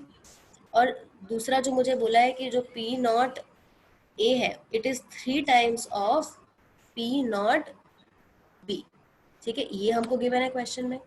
P total given है, पी टोटल कितना है हमारे पास 800 mm ऑफ एच जी। ठीक है, तो मैं इसको इक्वेशन में पुट कर दूंगी। 800 is equal to P not A X A plus P nought B X B होता है। तो पी नॉट ए किसके इक्वल है 3 नॉट बी, तो यहाँ पे हमने 3 नॉट बी पुट कर दिया। और एक्स ए किसके इक्वल होता है 1 माइनस एक्स बी, तो यहाँ पे 1 माइनस एक्स बी लिख दिया। और ये P nought B X B है। तो आप यहाँ पे जब सारे वैल्यू सॉल्व करोगे तो एक इक्वेशन निकल के आएगी। वो इक्वेशन होगी 800 is equal to P nought B 3 minus X B. तो यहाँ पे मेरे पास दो वैल्यूज हैं जो अननोन है। ठीक है, दो वैल्यूज है जो मेरे पास अननोन है। अब सेकंड कंडीशन आती है। सेकंड कंडीशन में क्योंकि मैंने उसमें मोल फ्रैक्शन एक्स बी का बढ़ा दिया है, अब मैंने मोल फ्रैक्शन बढ़ा दिया है या फिर कुछ भी चेंज करूंगी मैं तो वेपर प्रेशर में तो चेंज आएगा ही। तो इसको हम बेटा रिप्रेजेंट कर लेते हैं पी डैश से। ठीक है, हमने इसको रिप्रेजेंट कर लिया पी डैश से। तो P dash total now will be equal to P not A X dash A P nought B X dash B. P not A P nought B हमेशा सेम रहता है, उसमें कोई फर्क नहीं पड़ेगा। ठीक है, वो कॉमन है। अब एक्स डैश बी जो न्यू मोल फ्रैक्शन है वो कितना है, it is a 2 times of X B. ये क्वेश्चन में मेंशन है आपको। और ये भी मेंशन है कि अगर मैं ये मोल फ्रैक्शन चेंज कर रही हूँ तो उसके लिए पी टोटल कितना चेंज होके आ गया 600 mmHg। तो अब सेम जो इक्वेशन हम यूज करते हैं P total is equal to P not A X A plus P nought B X B, उसमें आपको पुट कर देना है। तो अब पी टोटल 600 हो गया है। यहाँ पे 3 पी नॉट बी ही रहेगा क्योंकि इसमें कोई चेंज उन्होंने बोला नहीं है, तो आप सेम ही रखोगे। ये होगा 1 minus X dash B, again यहाँ हो जाएगा P nought B X dash B. ठीक है, इसको जब आप पूरा सॉल्व करोगे तो अगेन आपको एक इक्वेशन निकल के आ जाएगी यहाँ पे, जो कि होगा 600 is equal to P nought B 3 minus 4 X B. तो आपके पास ये दो इक्वेशन आ गई, equation 1 and this is your equation 2। और इन दोनों इक्वेशन को आप सॉल्व कर दो सिंपल मैथमेटिक्स में जैसे सॉल्व करते हो, तो उससे आपको एक्स बी की वैल्यू निकल के आ जाएगी। क्लियर है? अभी सॉल्व करो इसको। ठीक है,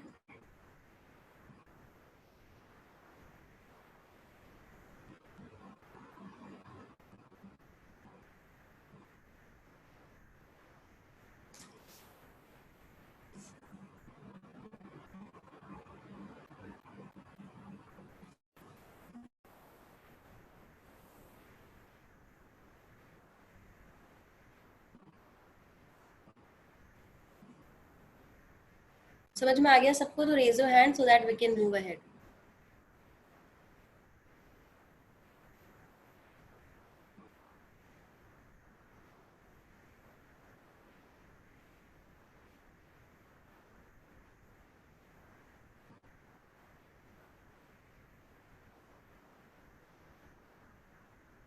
प्री रीडिंग खुद से कर लेना है ना।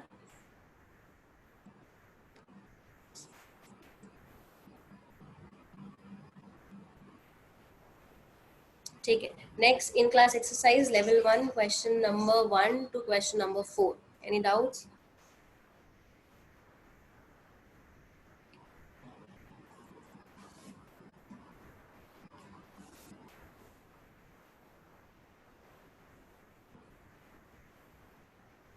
कोई डाउट है किसी को? ठीक है, आगे बढ़ रही हूँ फिर मैं। Level 2 question number 5 to question number 8।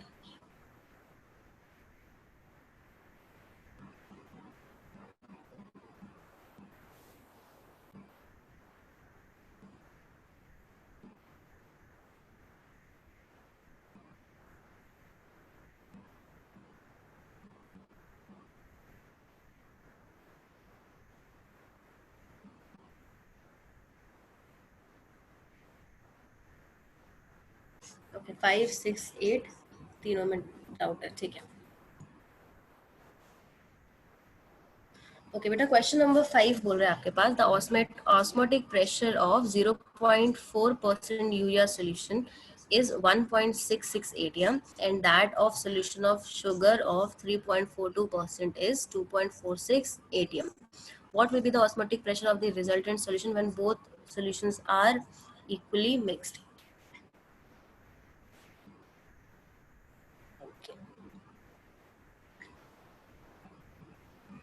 तो बेटा कभी भी ऐसा केस होता है कि कोई भी सब्सटेंस इक्वली मिक्स होता है, तो आपके पास पहला मैंने एक्वस सॉल्यूशन लिया हुआ है, वो यहाँ पे शुगर का है, ठीक है। तो शुगर का ऑस्मोटिक प्रेशर क्या होगा, मान लेते हैं pi S is equal to C S R T, ठीक है। तो सी एस आपका यहाँ पे कॉन्सेंट्रेशन को रिप्रेजेंट कर रहा है। ऐसे अगर हम एक्वस सॉल्यूशन ऑफ यूरिया की बात करेंगे तो वो किस कैसे इक्वल होगा, pi U is equal to C U R T, ठीक है। तो जिसमें सी यू क्या रिप्रेजेंट कर रहा है, कंसंट्रेशन टर्म्स, ठीक है। अब आपको ये चीज ध्यान रखनी है इसमें कि जो आर और टी है वो तो कांस्टेंट है, वो तो किसी पे डिपेंड नहीं कर रहा, ठीक है। अब जो भी आपके पास कंसंट्रेशन रहा होगा, दोनों को मैं मिक्स कर रही हूँ, इन दोनों सॉल्यूशन को मिक्स कर रही हूँ, जो भी कंसंट्रेशन रहा होगा अब वही सेम कंसंट्रेशन, क्योंकि इक्वल अमाउंट में मैं ऐड कर रही हूँ उसको, तो वॉल्यूम क्या हो गया, डबल हो गया। अब वॉल्यूम डबल हो गया तो कंसंट्रेशन क्या हो जाएगी, हाफ हो जाएगी, ठीक है। वॉल्यूम डबल हो गया तो कंसंट्रेशन क्या हो जाएगी, हमने ये पढ़ा था जब मोलारिटी का मैं क्वेश्चन कंसंट्रेशन टर्म्स बढ़ा रही थी। तो क्योंकि मैंने वॉल्यूम बढ़ा दिया तो कंसंट्रेशन क्या हो जाएगा बेटा, हाफ हो जाएगा। तो अब मैं अगर सी नेट की बात करूँ या फिर कंसंट्रेशन जो नेट वैल्यू है वो क्या हो जाएगी, अब पहले की C S by two concentration of sugar by two हो जाएगी and concentration of urea by two हो जाएगी। तो जब मुझे पाई निकालना है तो पाई का वैल्यू भी क्या हो जाएगा, आप इसको आर टी तो कॉमन ही है इसमें, तो पाई भी क्या हो जाएगा, उसका एवरेज वैल्यू ही होगा जब हम उसको इक्वल मोलर रेशियो में ऐड करेंगे, क्योंकि वॉल्यूम बढ़ जाएगा, कंसंट्रेशन हाफ हो जाएगी, तो जो भी आपका ऑस्मोटिक प्रेशर था वो भी उसका एवरेज वैल्यू होगा, दोनों को ऐड करके आप क्या करोगे, 2 से डिवाइड करोगे। समझ में आया, किसी को डाउट है तो पूछो।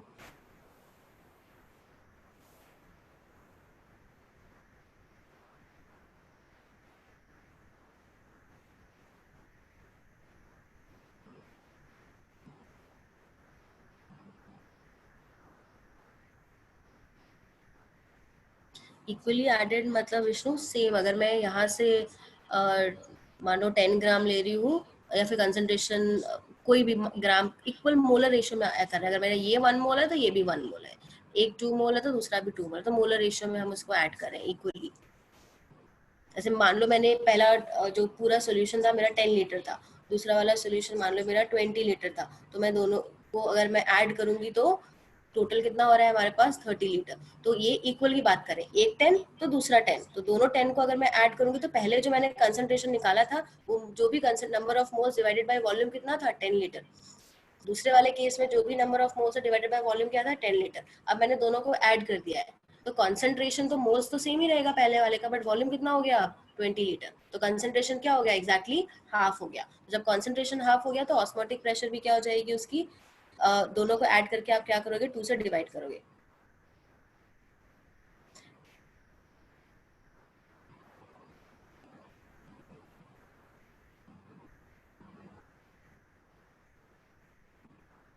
तब बेटा वो हाफ नहीं होगा मनोज, अगर 1:1 रेशियो है मतलब सेम रेशियो ले रहे हैं तो हाफ नहीं होगा, बट चेंज तो आएगा कुछ ना कुछ, तब हमको उसको ऐड करना पड़ेगा। हम इस तरीके से ऐड करेंगे, जो भी अलग से मेरे को कंसंट्रेशन निकालना पड़ेगा, तब मोल्स भी पता होना चाहिए मुझे, वॉल्यूम भी पता होना चाहिए, तभी निकाल पाएंगे। ठीक है, किसी को डाउट है इस क्वेश्चन में?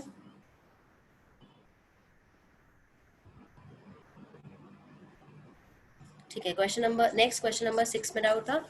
ओके, क्वेश्चन नंबर 6 बोल रहा है कि a substance has a boiling point of 117 degree Celsius, ठीक है, and a freezing point of -13 degree Celsius, KF and KB are 3.6 and 3.0 kilo per molal. What is the ratio of its enthalpy of vaporization and enthalpy of fusion? ठीक है, मैं class में एक formula लिखाया था और मैंने बोला था इसमें से बहुत कम क्वेश्चंस आते हैं, बट फॉर्मूला लिख लो, ठीक है, जिसमें KF और KB का वैल्यू मैंने के लिए फॉर्मूला लिखवाया था, ठीक है। तो वो फॉर्मूला कॉपी में चेक करना, आपको मिलेगा। KF के लिए क्या था, RT² F divided by 100 LF, ये LF क्या है, इंथैल्पी ऑफ फ्यूजन। ऐसे ही हमारे पास के बी है, वो है RTV² 1000 इंथैल्पी ऑफ, ये क्या है, वेपराइजेशन। अच्छा ये 100 होगा बेटा, 1000 नहीं है, प्रिंटिंग मिस्टेक है यहाँ पे, 100 होगा, ठीक है। तो अब आपको के एफ पता है इधर और ये के बी पता है, ठीक है, ये फॉर्मूला आपको लिखना है, और TF आपको गिवन है, E भी आपको गिवन है क्वेश्चन में, वैल्यू पुट करो और KF और KB को डिवाइड करो, फाइंड आउट करो आंसर कितना आ रहा है। ठीक है, कॉपी चेक करो और कॉपी में आपको ये फॉर्मूला मिलेगा, वो फॉर्मूला लिखो और खुद से सॉल्व करो अभी।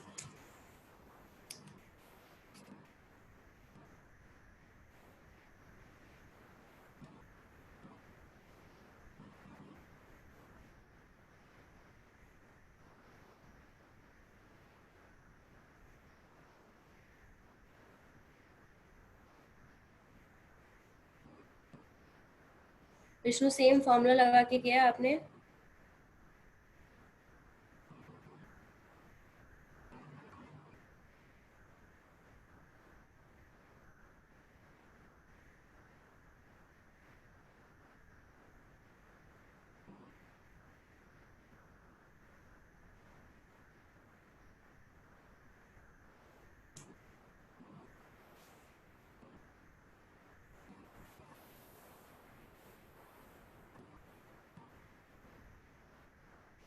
हाँ मनोज, दोनों में 1000 होगा, इसमें प्रिंटिंग मिस्टेक है, सोल्यूशन में प्रिंटिंग मिस्टेक है।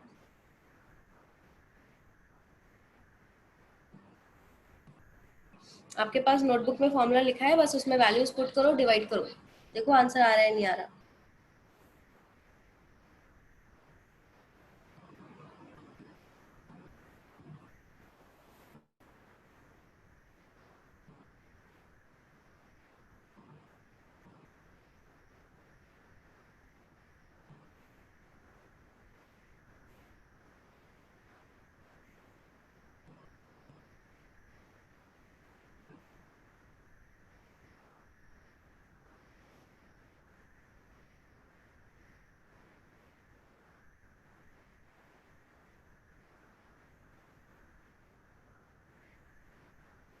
आया आंसर?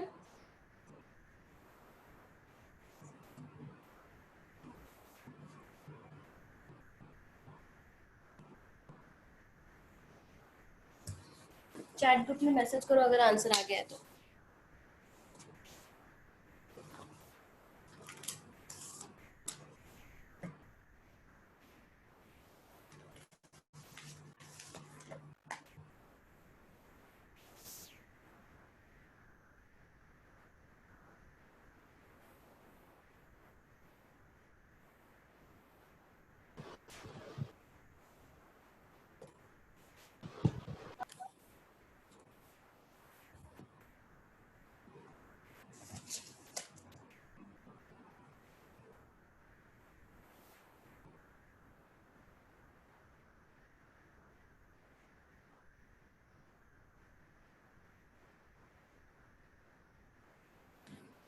आ गया आंसर?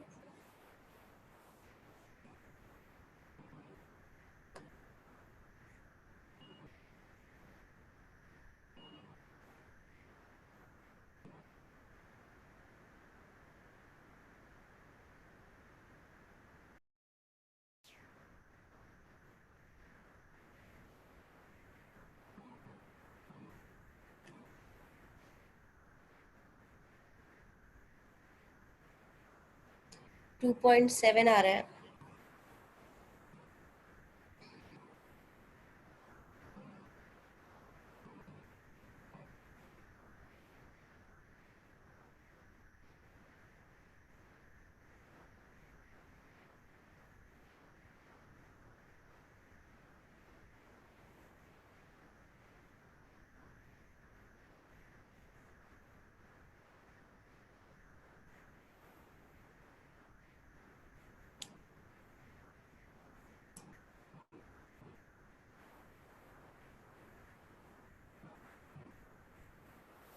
चले आगे बढ़े, रेज योर हैंड।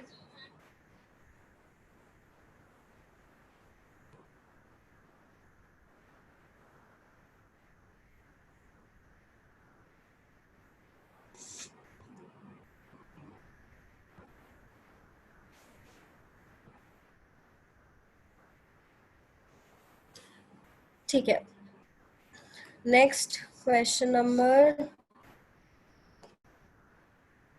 6, 7 या ठीक है। Level 3 question number 9 and question number 10। Doubt है किसी को तो पूछो। विष्णु क्वेश्चन नंबर 9 मैंने ग्रुप में भेजा हुआ है वीडियो बना के, चेक इट।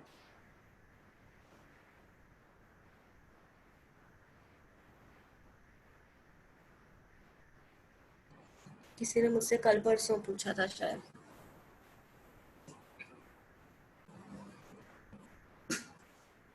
ठीक है, क्वेश्चन नंबर 9 एवरीवन।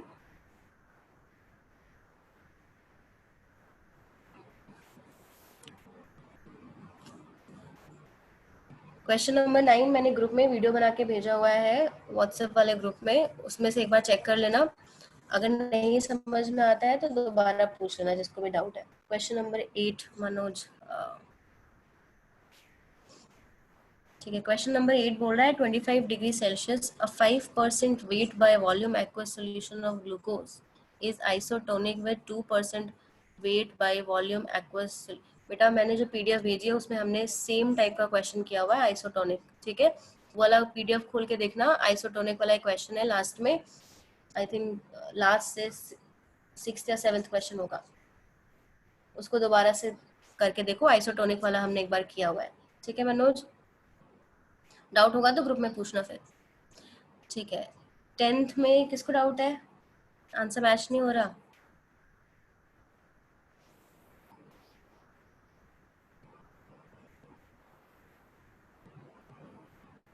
ठीक है, तो क्वेश्चन नंबर 10 डिस्कस कर रहे हैं हम लोग। बाकियों ने किया ही नहीं है, 2-3 के अलावा। ठीक है, a very small amount of non volatile solute is dissolved in 65 centimeter of benzene। ठीक है, और डेंसिटी गिवन है। ठीक है, at room temperature vapor pressure of solution is 98 mmHg while that of pure benzene is 100 mmHg। ठीक है, calculate the molality of this solution if the freezing temperature of this solution is 0.72 degree lower than that of benzene। what is the value of molar freezing point depression constant of benzene। ठीक है,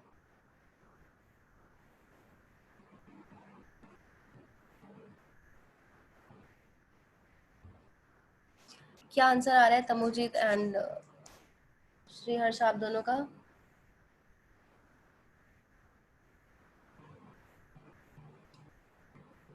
answer बताओ एक बार।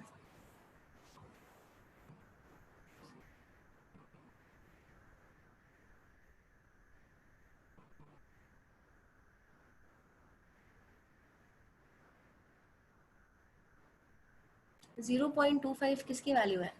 के F की value? Question में के F पूछा है।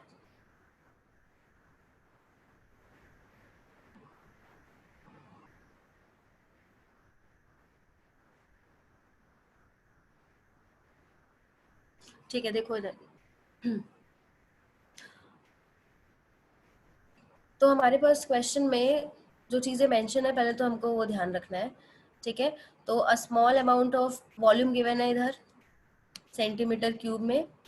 ठीक है, एंड डेंसिटी गिवन है, और हमारे पास सॉल्यूशन का पी टोटल गिवन है एंड प्योर बेंजीन का पी नॉट गिवन है, और हमको डेल्टा टी एफ गिवन है, और हमको के एफ निकालना है। ठीक है, ये सारी चीज़ें हमको गिवन है। तो अब रॉल्स लॉ के अकॉर्डिंगली बेटा आपको हमने ये पढ़ा हुआ है, P A is equal to P naught, sorry pressure solution, हाँ ठीक है, P not A minus P A divided by P A is equal to N B by N A. ठीक है, ये वाला जो है इसको अपने टर्म्स में लिख लो कॉपी में। ठीक है, जैसे हमने पढ़ा हुआ है।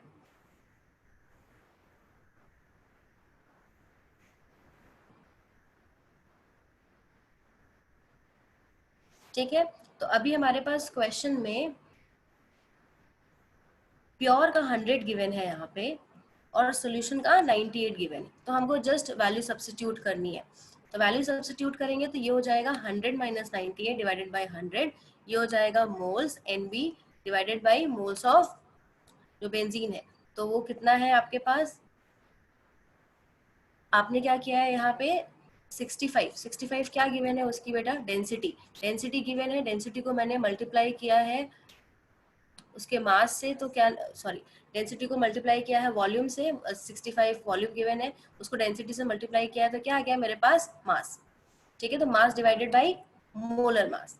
ठीक है, तो इसको सॉल्व करोगे तो नंबर ऑफ एन की वैल्यू कुछ आएगी आपको 0.01333, वो मोल्स में होगी। इन्होंने इसको किसमें कन्वर्ट कर लिया है बेटा, मिली मोल्स में, ताकि वो हम लोग जीरो को हटा पाए और 13.33 फॉर्म में लिखे। इतनी बात समझ में आई? क्लियर है किसी को यहाँ तक?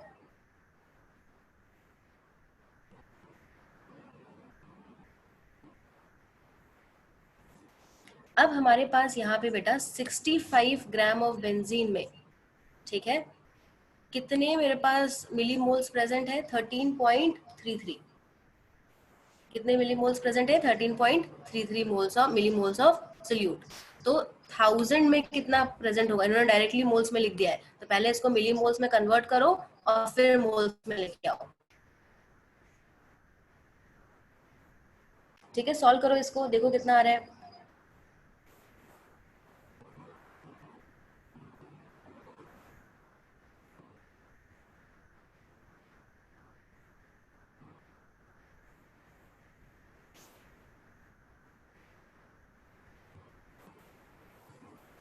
सॉल्व करके बताओ कितना आ रहा है।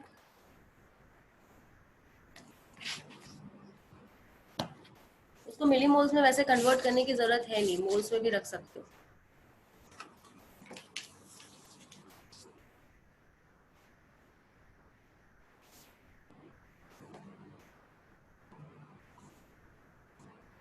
विष्णु पूरा सॉल्व किया करो।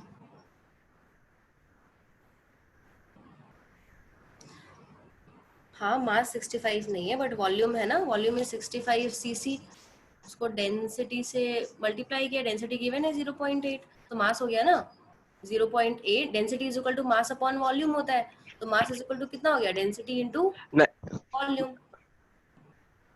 यस और नो? मैम उन्होंने डायरेक्ट 65 लिया है मैम, सोल्यूशन में 65 ग्राम ऑफ बेंजीन लिया है। 65 ग्राम्स लिया हुआ है, एक सेकेंड।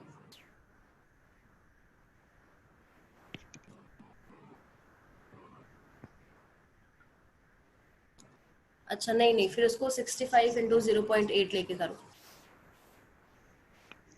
क्योंकि वही उसी मास की बात हो रही है ना। 1000 ग्राम में निकालोगे तो वो उसका मोल्स निकाल देगा, वही एक्चुअली मोलालिटी हो जाएगी। 65 नहीं है वो, 65 इंटू 0.8 है।